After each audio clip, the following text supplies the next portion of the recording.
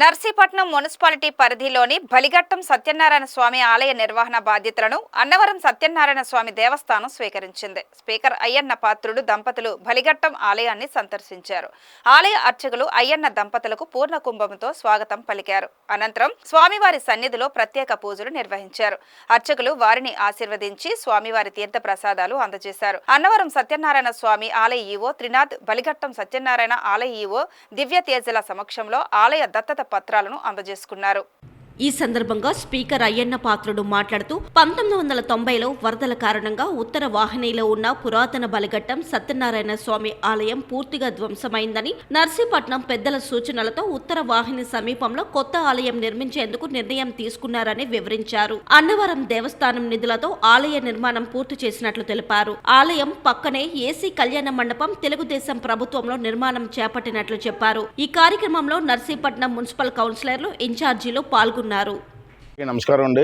ఈరోజు అన్నవరంలో ఒక మంచి కార్యక్రమం చేయడం జరిగింది. అదేమిటంటే 1990లో ఆ రోజు పెద్ద తుఫాను వచ్చింది, వరదలు వచ్చాయి. అప్పుడు నర్సీపట్నం దగ్గర ఉత్తరవాహిని దగ్గర పురాతనమైనటువంటి సత్యనారాయణ గుడి ఉండేది. మొత్తం ఆ గుడి అంతా కూడా వరదలో కొట్టుకుపోయింది.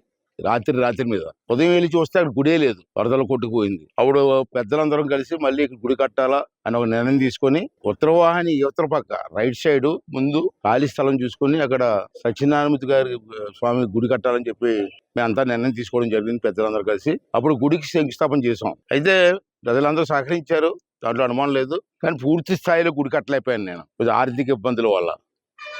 అప్పుడు నాకు ఆలోచన వచ్చి మన అన్నవరం దేవస్థానం చైర్మన్ గారు రోహిత్ గారిని కలిశాను ఒక రోజు.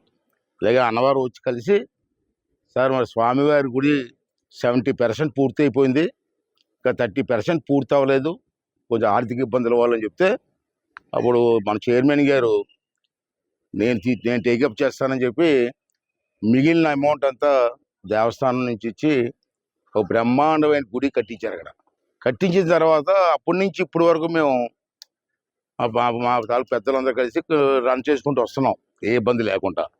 అయితే ఆర్థికంగా ఇబ్బందులు ఉన్నాయి. ఆ గుడిని కూడా అనుకున్న స్థాయికి తీసుకెళ్లాలంటే ఒక ప్రచారం జరగాల. గుడి ఉత్తరవాహిని దగ్గర గుడి ఉంది అన్న విషయం ప్రజలకు తెలియాలంటే ఇప్పుడు మేము చేస్తున్న కార్యక్రమాల్లో తెలియదు. అంచేత ఒక రోజు మన చైర్మన్ గారికి ఫోన్ చేశాను నేను, రోహిత్ గారికి. సరే గుడి కట్టాం, కానీ గుడిని మెయింటైన్ చేయడం కాస్త చాలా ఇబ్బంది అవుతుంది.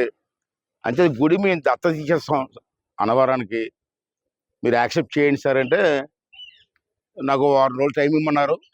వారం రోజుల తర్వాత అతనే స్వయంగా ఫోన్ చేసి ఓకే సార్ తీసుకుంటాం, గుడి తీసుకుంటాం, ఇక్కడి నుంచి మేమే మెయింటైన్ చేస్తామని చెప్పి రోహిత్ గారు చెప్పడం జరిగింది. అనుకున్న ప్రకారంగా అయితే మీరే ముహూర్తం పెట్టమని చెప్పాను నేను.